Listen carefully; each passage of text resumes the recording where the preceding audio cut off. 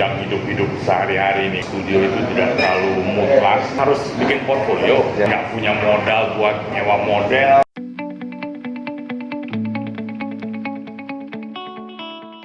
Mulai karir saya kan harus bikin portfolio.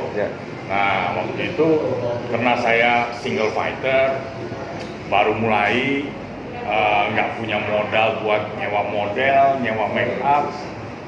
Jadi saya latihannya dan membuat portfolio itu dengan memotret still life, gitu. Memotret barang-barang yang saya nggak harus beli, nggak harus pakai makeup artis, nggak harus pakai kostum, ya kan? Nah, saya bikin potret itu. Jadi modal saya untuk masuk ke fotografi komersial adalah memang memotret produk tadinya, gitu. Jadi saya cari klien yang butuh foto produk, saya foto di situ dia banyak. Sampai akhirnya klien juga mulai percaya sama saya bahwa saya bisa motret. Nah, jadi mulailah masuk, orang bisa nggak gitu, ya kan? Jadi bertambah lagi dengan pengalamannya dengan motret orang dan lain sebagainya. Jadi kalau bikin portfolio itu nggak harus orang ya Mas? Nggak harus orang. Benda apa yang ada di rumah dimanfaatkan. Asal kita sesuaikan dengan konsep target kita gitu ya. Saya memang dari awal, karena saya dulu sebelum menamatkan sekolah saya kebetulan sekolahnya di jurusan ekonomi, nggak ada hubungannya sama foto. Mestinya di bank, mestinya. Tapi saya senang sekali motret, saya hobi motret, saya senang sekali motret. Jadi sekolah saya juga terlambat selesai karena saya motret, ya, karena saya hobi motret. Nah, disitulah saya kerja praktik di biro iklan. Biro iklan itu besar sekali. Dia punya studio foto, wah makin jadi dong gua, ya kan? Disitulah saya belajar bagaimana caranya kita berkomunikasi lewat gambar, ya kan? Berkomunikasi untuk menjual barang, untuk mempengaruhi orang, untuk merayu orang ya supaya dia coba barang itu. Nah, itulah fotografi, seninya di situ. Jadi waktu saya KP itu di tempat biro iklan itu, saya belajar bagaimana berkomunikasi lewat gambar, saya belajar bagaimana mempengaruhi orang dengan foto, ya kan? Bagaimana membuat foto yang bukan hanya bagus, tapi harus baik supaya orang terpengaruh dengan iklan itu, ya kan? Nah, banyak yang belum bisa ngebedain pasti foto yang bagus dan foto yang baik. Foto yang baik. nanti kita tanya aja. Terus Mas. Nah, jadi di samping saya belajar tentang komunikasinya, saya belajar tentang lighting, ya, karena di studio di periklanan itu hampir pekerjaannya itu untuk fotografi itu hampir mungkin bisa dibilang 95% itu dibuat di studio. Artificial. Ya, itu betul-betul bukan taking pictures, itu making pictures. Kita bikin gambarnya. Ya, jadi suasana pagi kita nggak usah keluar studio. Kita mau bikin suasana malam, nggak usah kerja sampai malam, gitu kan? Kita bisa bikin siang-siang. Kita making pictures itu, kita bikin. Nah, jadi disitulah saya belajar di tempat saya KP itu. Selain saya harus menyelesaikan sekolah, tapi yang buat saya dalam batin saya ini, saya mau belajar tentang fotografi. Yang pertama saya harus belajar adalah lighting, gitu, ya kan? Karena lighting itu kan jadi unsur penting dalam fotografi kan. Kita memotret itu dengan cahaya. Cahaya inilah yang akan menciptakan mood, yang akan menciptakan dimensi, ya kan? Yang akan menciptakan, menginformasikan warna dan lain sebagainya. Disitulah saya belajar banyak sekali. Saya sempat 2 tahun di biro iklan itu sebelum sampai akhirnya saya memutuskan, gue bikin studio sendiri ya, gitu ceritanya. Waktu itu di tempat saya KP di perusahaan iklan itu ada 2 fotografer. Namanya Pak Gundi sama Pak Benny Limban. Itu dulu dia legendaris nih, 2 orang ini ya. Dia memang pada zamannya tahun 80-an itu mereka lah yang istilahnya ya pionir fotografi komersial. Nah, dari mereka lah saya belajar teknik lighting, teknik komunikasi visual, teknik macam-macam lah gitu ya. Saya belajar macam-macam. Nah, itulah sampai akhirnya saya memutuskan seru juga nih ya kayaknya nih ya. Gue bikin studio sendiri ya, gitu. Akhirnya selesai sekolah, ijazah kasih ke pemesan, ya kan? Selesai sudah kan? Orang Nah, tua, maksudnya pemesan ijazah itu orang tua. Nah, akhirnya orang tua ya udah memasrahkan saya untuk melanjutkan karir saya di fotografi. Alhamdulillah sampai hari ini. Saya kalau mau dibilang seangkatan tuh mungkin ada Mas Darwis, Mas Kayus Mulya ya, terus ada Edwin Raharjo waktu itu. Nah itulah geng-geng kita lah waktu itu. Rasanya cuma nggak sampai 10 orang loh yang main di Belum banyak banget ya. belum banyak sekali ya. Baru setelah itu orang kenal ya, karena apa namanya perkembangan bisnis dan perkembangan industri ya, multinasional mulai masuk, Unilever apa segala macam kan mulai banyak, biro iklan juga berkembang ya di maju. Oke, seru ya itu pengalaman zaman dulu. Kalau dibandingin sekarang, kalau misalnya dulu kan Mas Ferry tadi bilang mungkin fotografer komersial cuma ada 10 orang gitu. Kalau sekarang banyak banget. Dulu bersepuluh itu tetap ada persaingan atau gimana sih Mas? Kalau sekarang kan kayaknya boleh dibilang banting-bantingan kali ya kalau Ya. sekarang. Kalau dulu tuh gimana? Ya, kondisinya memang berbeda ya kalau dulu sama sekarang ini. Kalau sekarang ini, kalau kita bisa rasain kuehnya kan makin kecil nih kan. Kalau dulu tuh memang karena kuehnya masih besar, saya nggak ingat bahwa di antara fotografer-fotografer senior yang memulai karirnya di tahun 80-an itu bisa ada persaingan. Ya, kita justru bersatu waktu itu sampai kita bersepakat untuk membentuk satu asosiasi yang waktu itu misi kita sih sebetulnya visi kita waktu itu sudah melihat bahwa ini akan berkembang dengan cepat ya, karena multinasionalnya juga berkembang, biro iklannya juga berkembang. Nggak mungkin kita cuma segini aja nih, ya kan, pasti akan berkembang. Sehingga waktu itu kita bersepakat untuk bikin asosiasi. Waktu itu ada Asosiasi Fotografer Profesional Indonesia, APPI. Itu asosiasi pertama tuh sebetulnya.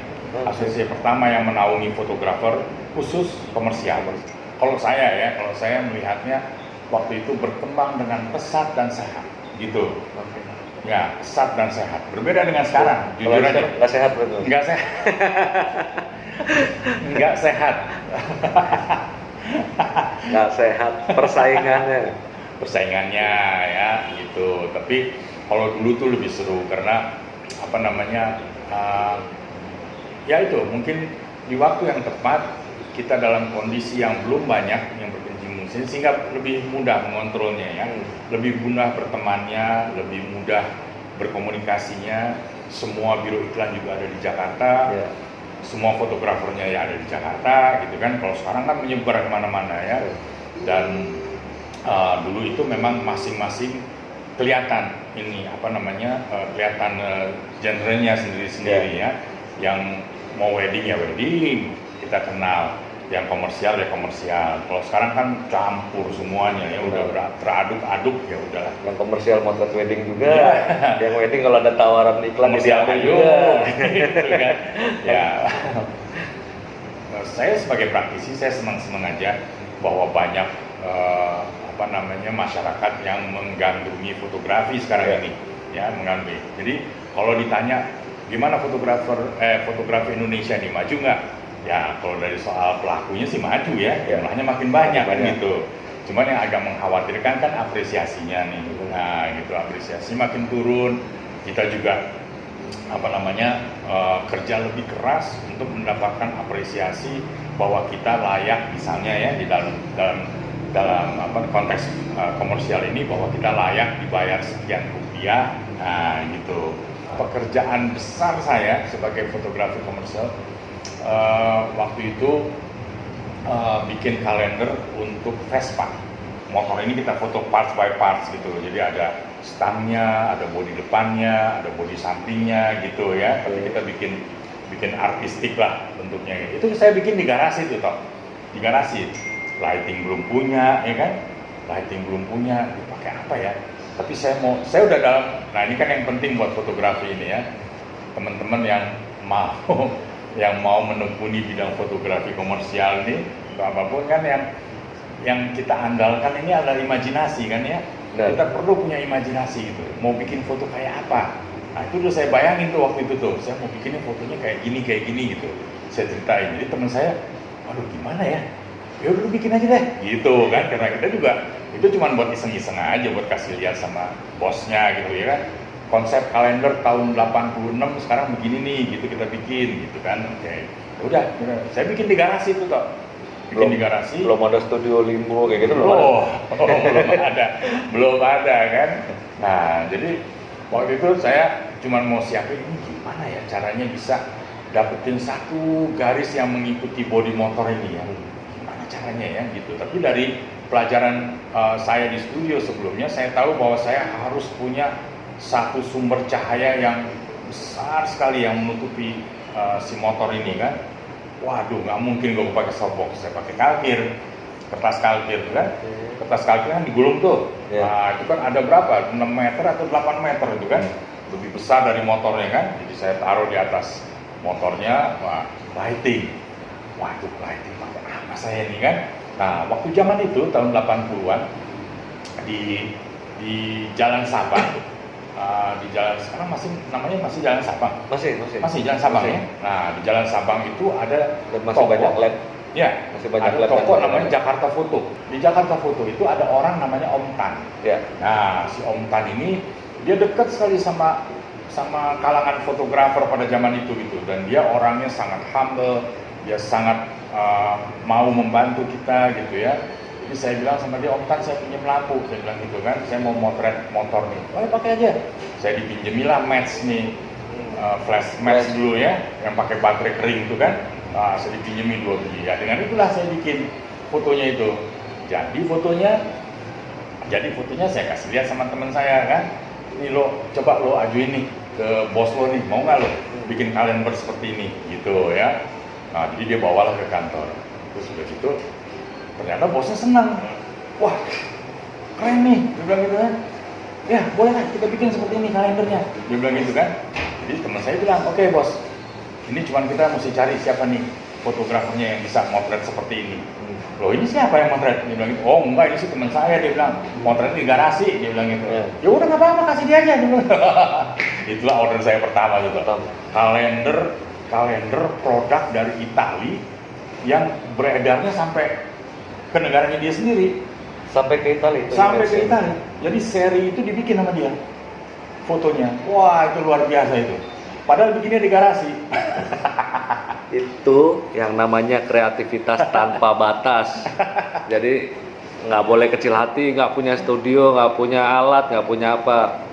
Udah dibuktikan sama Mas Ferry. Bisa. Bisa masuk ke industri komersial fotografi, bukan start yang udah komplit gitu Mas. Bener-bener. Wah, jauh lah toh. Jauh lah. Ya, saya selalu bilang alat itu bukan nomor satu lah. Jadi itu saya mengawali karir ini memang tidak dengan peralatan yang langsung komplit ya. Semua pelan-pelan berjalan seperti itu. Itu Mas. Ngomong-ngomong minum dulu dong. Oke. Kita sambil ngopi. Kita cobain. Kalau saya lebih senang kopi tanpa sugar. Ini cappuccino saya selalu pakai namanya gula merah. Gula merah, brown sugar. Brown sugar. Salah, begini ya. Kalau tanpa gula ini lebih kerasa taste kopinya. Minum ya Mas? Oke.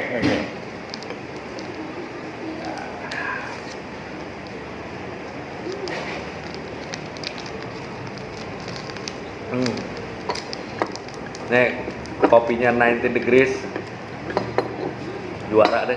Bener. Cocok ya? Cocok ya? Banget. Juara bener. Yang belum pernah kesini harus nyobain. Kalau yang udah pernah kesini pasti tahulah kualitas kopinya di sini. Mindset mereka bahwa foto yang bagus itu dihasilkan oleh kamera yang mahal, yang komplit, yang canggih, dan sebagainya, itu yang saya nggak terlalu sepakat. Padahal nggak kan.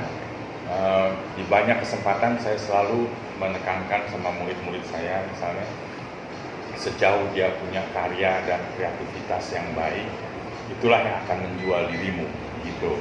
Percuma lah lo punya alat secanggih apapun, semahal apapun, Alat-alat itu nggak bisa memotret kalau lo sendiri yang tidak mengendalikannya, kan gitu.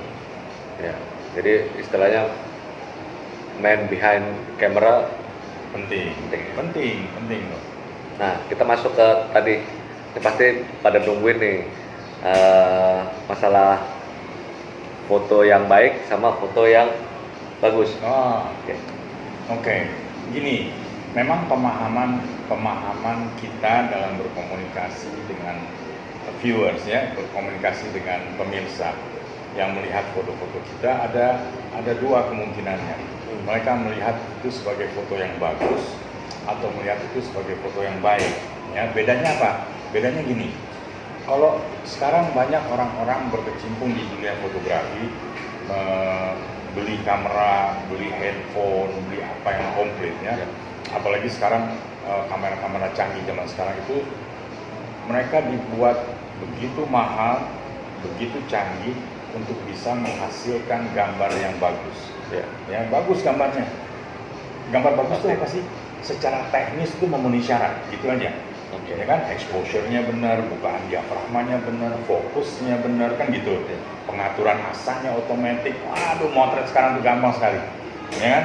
Ada tuh knop-knopnya semua di situ, kan? Nah, tapi yang kita nggak boleh lupa adalah setiap gambar yang kita bikin ini tujuannya adalah kita berkomunikasi sama orang. Kita mau cerita kan sama orang kan, apapun itu.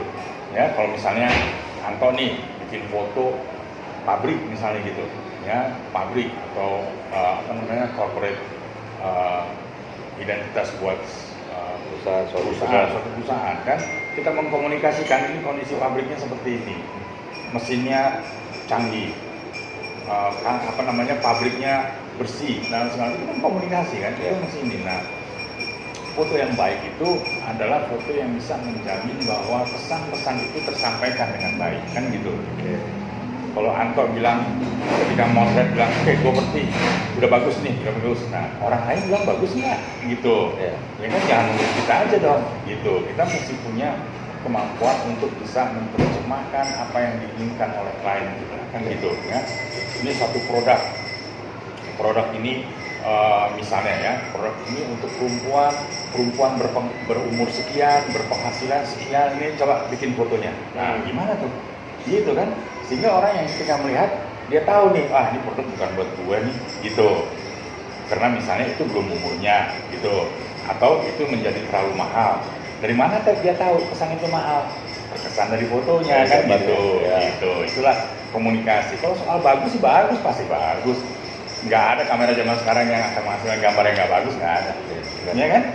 Berarti istilahnya harus pandai membaca soal juga. Betul, ya menerjemahkan apa yang sebetulnya kalau saya ya merasa apa yang bisa membuat saya bertahan di profesi ini, bekerja bersama klien-klien yang punya ekspektasinya tinggi ya kan terhadap produk yang dia percayakan ke kita adalah karena saya berhasil menerjemahkan keinginan mereka gitu. Fer, ini produk mahal loh Fer, ya fotonya juga mesti kelihatan mahal gitu. Demikian juga sebaliknya, banyak juga kan kita dapat order yang Fer tolong potretin tadi, ini buat harganya murah nih, ini buat dijual di pasar-pasar nih gitu, jadi fotonya jangan terlalu mewah gitu ya. Ada juga gitu, kita mesti paham itu kan gitu.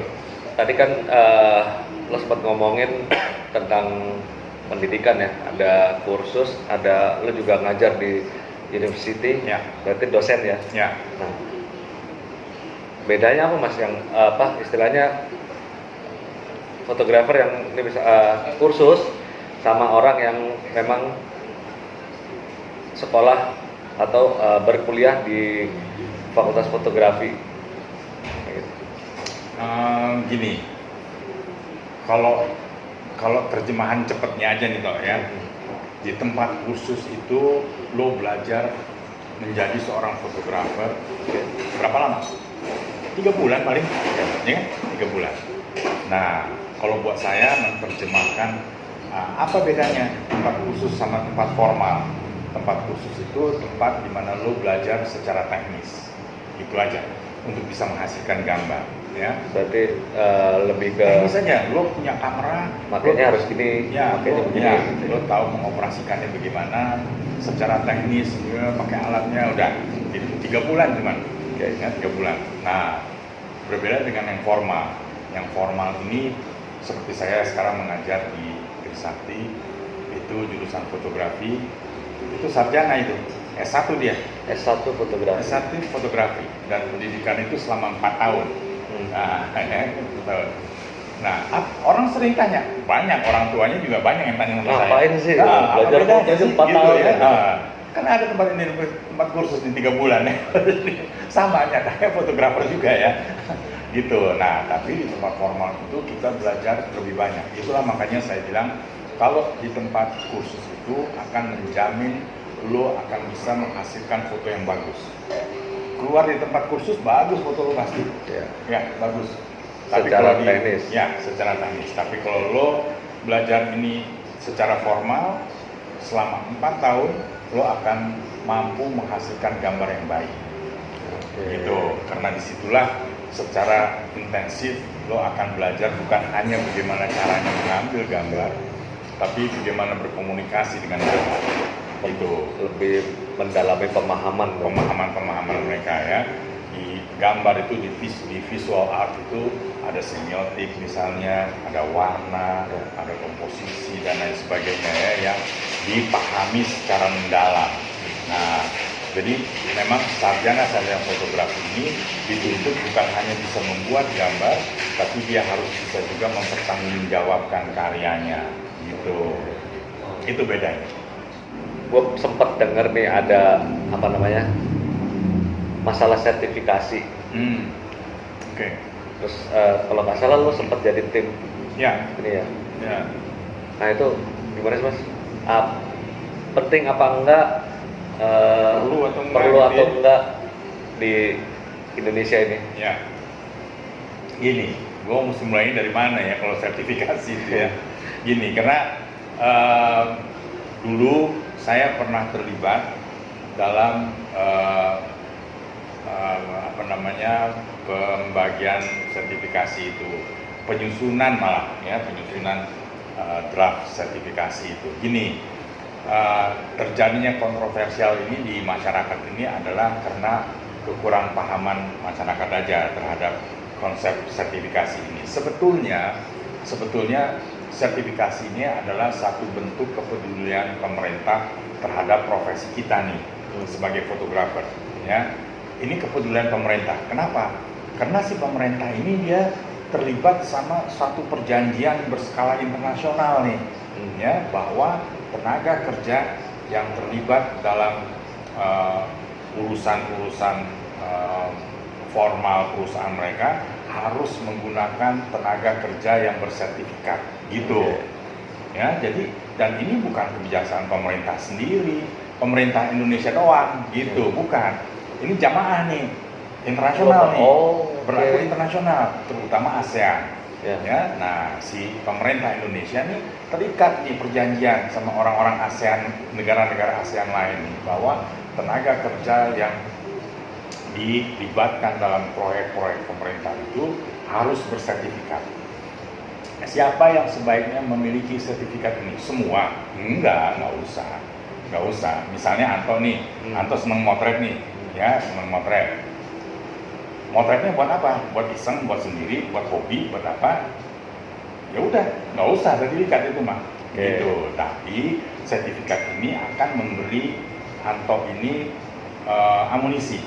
Ya, seandainya ketemu temen kerja di Bank Mandiri misalnya, "Tok, lo fotoin kantor gue dong," gitu. Itu kan peluang kan, sayang dong lo dibuang kan. Terus dia bilang, boleh. Oke, lo punya sertifikasi nggak? Enggak. Wah, nggak bisa ikut lo, gitu. Kan sayang, gitu. Nah, jadi disitulah pentingnya. Siapa yang harus punya sertifikasi? Siapa aja yang merasa perlu. Itu kalau tadi bicara ASEAN, berarti kalau kita misalnya ada kerjaan motret di Singapura atau di Malaysia, sertifikasi itu akan ditanya. Ya, itu perjanjiannya tuh. Itu perjanjiannya. Nah, jadi itu juga salah satu bentuk salah satu bentuk kepedulian pemerintah. Ya, Misalnya kayak tadi saya cerita nih, ilustrasinya nih, ada temennya Anto di Bank Mandiri. Aduh, jadi siapa tuh ya? Gue terpaksa manggil fotografer Singapura nih, karena dia punya sertifikat nih, gitu kan? Cuma gara-gara itu jadinya masuk ke orang asing lagi yang ngerjain kan gitu. Atau Anto misalnya punya klien mau difoto di Singapura nih sambil jalan-jalan nih, ya kan? Atau ngerjain nih foto wedding nih, datang ke Singapura kan, bawa koper, bawa kamera segala macam kan, sampai Singapura ditanya sama orang Singapurnya kan, lo ngapain motor-motor di sini, gitu kan? Enggak nih buat wedding, mana sertifikat tuh? Nggak ada, hancur kan? Gitu loh, nah gitu, itu kan amunisi, sertifikat itu amunisi. Jadi kalau ditanya perlu atau nggak perlu, ya tergantung lo mau kerja di mana gitu. Kalau cuma hobi aja nggak usah ikut resah yang punya hobi itu kan gitu. Indonesia ini ada 2 asosiasi dong. Ada APFI, Asosiasi Profesi Fotografi Indonesia. Dia menangani sertifikasi untuk kompetensi, orang berkompeten ya, untuk apa tuh detailnya. Ntar dulu. Kemudian asosiasi yang kedua ada IPA, Indonesian Professional Photographer Association. Ya, IPA. Nah, si IPA ini dia menangani sertifikasi untuk profesi. Nah, apa bedanya nih? Nah, kalau yang kompetensi, dia akan menunjukkan bahwa Anto ini berkompeten untuk menjadi fotografer, berkompeten, tahu soal kamera, tahu soal digital, tahu soal teknis fotografi dan lain sebagainya, kompeten. Itu makanya ini bisa diambil oleh semua orang. Siapa aja ya, gitu. Walaupun nggak berprofesi, boleh ya. Dan karena si sertifikasi kompetensi ini dia jenjangnya leveling, ada level 1, 2, 3, 4 sampai 9. Nah, nanti kalau Anto ambil sesuai dengan level yang Anto kuasai gitu. Nah, bedanya dengan yang satu lagi, ini sertifikasi profesi itu sesuai dengan profesinya Anto gitu. Jadi di sertifikasi profesi ini ada macam-macam sertifikasinya, untuk profesi komersial, untuk profesi industrial, untuk profesi gitu wedding gitu, masing-masing sendiri-sendiri itu, untuk orang yang sudah betul-betul berprofesi di bidang khusus gitu. Nah, jadi kalau buat lo nih yang lo apa di corporate misalnya gitu ya, nah itu ada fotografi corporate, saya kalau nggak salah itu fotografi ya corporate kalau nggak salah ya, bukan industrial, corporate. Nah, saran saya sih sebaiknya Anto ambil itu gitu, karena itu akan sangat bermanfaat untuk, apalagi kebanyakan corporate itu kan berhubungan sama negara ya, government, jadi itulah kan lebih bermanfaat. Ya. Apalagi kan masalahnya kalau di corporate ini kadang-kadang corporate afiliasi di Indonesia, nah ternyata mereka suka kita harus motret lagi di mana, di Malaysia atau di mana, itu pasti diperlukan banget. Dan itu banyak terjadi sudah akan di teman-teman pasti ya, teman-temannya yang di sininya karena dia koneksi, dia kenal sama orang dalam, nggak usah pakai gituan, belum berlaku, nggak ditanyain sertifikatnya, tapi begitu dia harus motret ke negara lain di perusahaan yang sama yang punya cabang di luar negeri, nggak bisa dia. Ya, jatahnya dapat orang luar. Iya, repot yang begitu kan. Nah, jadi kalau Anto ini yang sudah berprofesi lama ya di bidang fotografi ini, sebaiknya lebih ke sertifikasi profesi, karena sudah berprofesi ya, nggak perlu lagi ngambil yang kompetensi ya. Tadi kita udah ngomongin tentang fotografi dan rentetannya yang ternyata bikin pusing gitu. bikin stres. Sekarang kita ngomongin ini nih Mas, ngomongin si kopi, ngomongin si 90 degree.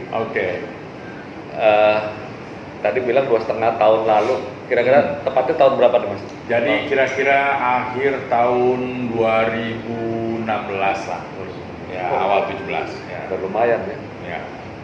Lumayan lama. Kenapa Mas? Kenapa?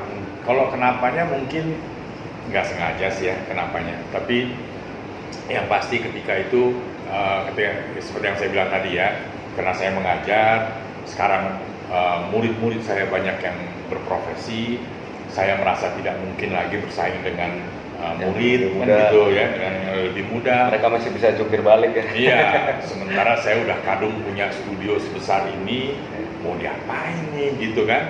Motret di studionya udah jarang gitu kan. Nah, kebetulan kalau kenapa kopi nggak sengaja sebetulnya, nggak sengaja karena kebetulan saya ketemu teman yang berprofesi sebagai barista. Dia tadinya punya kafe seperti ini di Bandung, kemudian yang di Bandung itu tutup, kemudian dia mencari peluang untuk membukanya di Jakarta.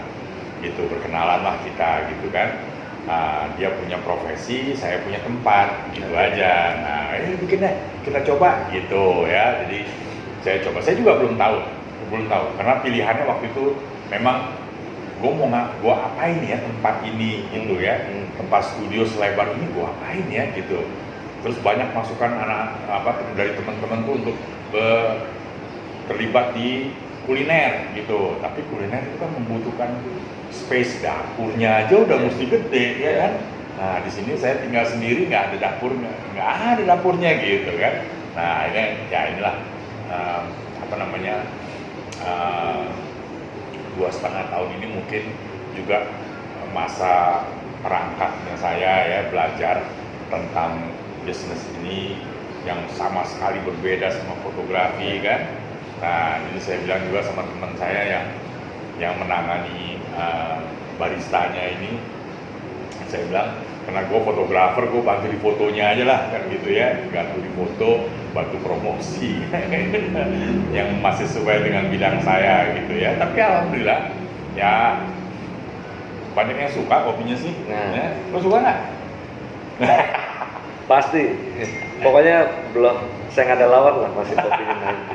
2016 akhir berarti lagi belum terlalu booming mas ya kopi ya.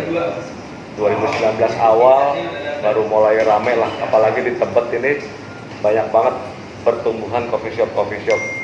Nah, apa yang membuat 90 Degrees ini sampai saat ini tetap eksis? Karena gue lihat nih guys, di sini kalau udah sore ke malam itu nggak kenal weekend, nggak kenal weekdays, rame. Gitu. Apa tuh? Kenapa mas bisa begitu mas? Yang membuat bertahan? Ya, kenapa? Nggak tahu ya. Tapi kalau buat saya mungkin ya gini, saya terlalu religius sih enggak ya. Tapi saya percaya betul bahwa rezeki orang itu juga ada porsinya masing-masing kan ya gitu ya. Jadi memang waktu saya bikin buka 90 ini, nggak usah di Tebet, di jalan ini aja belum ada tuh Pak. Ya. Belum ada. Ya. Ya, nah, jadi tahun 2016 itu akhir kita sepakat untuk bongkar ini jadi ini, baru kita bikin. Baru setelah itu tiba-tiba di jalan ini aja udah ada 4 tempat kopi ini, ya di atas nih tetangga saya nih. Langsung menjamur ya penuh. Jadi memang booming ya waktu itu. Bisnis kopi ini memang booming. Jadi tapi saya khawatir enggak juga, biasa aja gitu ya, karena buat saya ya biarin aja, masing-masing orang kan berhak mencoba ya dan berusaha sendiri-sendiri. Siapa yang akan datang ke sini dan apa ya itu sudah yang di atas yang ngatur lah. Ya terserah aja, kalau gue sih begitu aja, nggak ada ini. Tapi mungkin dari sisi kualitas kopi, karena gue ngerasain nih guys, dari pertama ini buka 90s sampai saat ini itu rasanya nggak berubah kopinya. Dan ya memang kita saya kira setiap warung kopi punya spesialisasinya sendiri-sendiri ya, tentang rasa ya, tentang cita rasanya itu, dan kita juga di sini sangat menjaga cita rasa khas dari 90 ini supaya orang mengenali lah bedanya, ya kan? Apa bedanya sih kopi di 90 sama di kopi tempat lain? Nah, orang kan harus coba kan, gitu. Jadi kalau yang suka kopi beneran mas gue bilang, kalau 90 itu kopi beneran. Kalau yang suka kopi beneran dengan cita rasa yang strong kayak gitu, lo harus kesini, harus nyobain gitu. Karena ya gue bilang tadi, ini kopinya di sini beneran, bukan fancy gitu. Benar nggak mas? Siap. Nah itulah, jadi saya juga mengundang ya teman-teman untuk coba mampir ke sini, cobain kopinya 90, karena saya jamin pasti akan ke bawah mimpi, ketagihan ya. Bahkan sampai kadang-kadang gue beli binnya buat dibawa pulang. Jadi bikin di rumah mas. Karena itu tadi kopinya luar biasa deh. Nah, gue baru inget nih, kalau nggak salah, ini balik ke foto sedikit mas. Lo tuh punya Paramata ya? Paramata ya. Masih suka diadain di sini mas? Sejak COVID belum lagi. Sejak COVID belum? Belum. Jadi sejak awal tahun ini ya. Sejak awal tahun ini kita vakum. Oke. Sementara. Jadi di 90 Degrees Coffee ini setiap bulan maksudnya minggu ketiga ya. Minggu ketiga itu weekend biasanya ada workshop, jadi ada senior pembicara fotografi yang akan berbagi di sini, namanya kebetulan Mas Ferry menamakannya Paramata. Tapi berhubung ini COVID, jadi itu sementara tidak ada, vakum dulu karena ngumpulin orang banyak. Belum tahu kapan lagi mas? Belum tahu. Insya Allah akhir tahun inilah. Akhir tahun ya. Mudah-mudahan COVID-nya juga segera pergi lah. Oke, kayaknya udah siang juga nih mas. Oke, siap. Takutnya Mas Ferry sibuk, gue juga masih harus jalan lagi. Terima kasih, menyambung olahraga ya. Lo olahraga udah ya? Oh, cukup pagi doang. Luar biasa berat atlet ya. Habis olahraga nih ngopi di sini. Harus diikutin tuh, habis olahraga ngopi. Olahraga di Tebet, ngopi di 90. Pokoknya yang masuk daerah Tebet jangan lupa mampir 90 Degrees Coffee di Jalan Tebet Barat 8 nomor 1. Nomor 1. Tepatnya seberang SMA 26. Gitu. Kopi 90. Kopi 90 atau 90 Degrees. Nah, satu lagi lupa. Kenapa namanya 90 Degrees? Kenapa namanya 90 Degrees? Ya. Nah, gini. Ada ininya nih. Tadi waktu Anto disuguhin kopi ini langsung diminum. Langsung minum ya. Tunggu sebentar. Nah, jangan, langsung minum. Harusnya langsung minum. Ya, karena itu dimasaknya 90 derajat itu. Oke. Nah, bisa langsung diminum. Gitu. Jadi tidak terlalu panas, tidak juga dingin. Kenapa? Pas 90 derajat. Gitu. Emang ininya harus. Ya, itu temperatur yang ideal untuk mengolah kopi. Baru tahu. Temperatur. Baru tahu. Ya, temperatur untuk mengolah kopi 90 dihidangkan, datang masih berasap, belum bisa minum tuh. Oke. Nah, karena itu tidak terlalu panas, tapi masih nikmat karena tidak terlalu dingin. Jadi Nah, kalau 90 derajat. espresso coffee itu setelah habis dibikin bisa langsung diminum ya? Minum. Nggak bikin melepuh ya mas? Nggak bikin batal gitu enggak ya? Karena dia di 90 tadi ya? Ya, 90 derajat. Baru tahu saya, ternyata itu 90 degree. 90 degrees. Jadi 90 degrees diambil dari itu tadi Ukuran ideal untuk menyuguhkan kopi itu adalah di 90 derajat. Oke guys, karena udah siang juga, takutnya Mas Ferry-nya ada kegiatan lagi, saya juga mau jalan gitu. Jadi kita sudahi dulu sampai di sini. Ngopi-ngopinya udah mantap, ngomongin fotografinya juga udah, kita tambah ilmu lagi. Dan jangan lupa untuk keberlanjutan channel ini, kalau lo suka di subscribe, di like, and share gitu. Oke, sampai ketemu lagi di Sehat Senang bersama Anto Prasetyo. Thank you mas.